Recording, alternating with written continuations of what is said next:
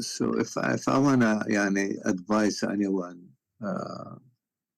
basically is always we have to remember to set our priorities. I'm hoping that our priorities always will be God above all things, above before anything, and so otherwise if we don't and we have to be aware, like watchful, we have to be aware that really God in our daily life, otherwise, because especially our time is so consumed by everything, so very often and slowly we tend to let go of God, or to not to pay as much attention.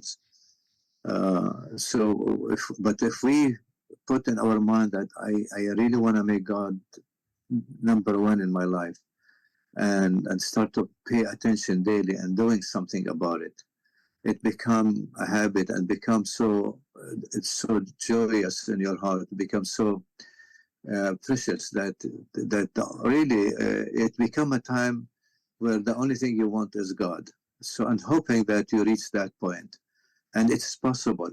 God gave all of us the ability to be like the greatest saints, all of us. The only thing is for us to perform, to work toward that goal. And the idea is, again, not to be like anyone. The idea is to pay attention that I want to love God. I want to be with Him. I want to please Him. When you love someone, you want to please Him. You want to be with Him. You want to, things like that. So in terms of God, we want to love Him, want to be around Him, want to glorify Him, all of the above.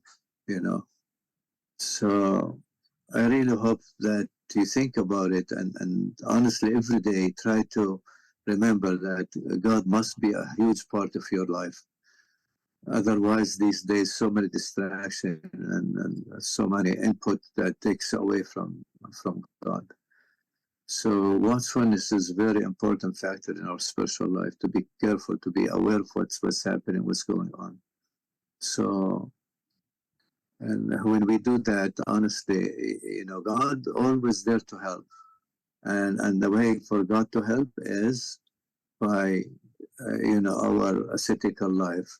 And that means we are calling God to our help. And He's always there.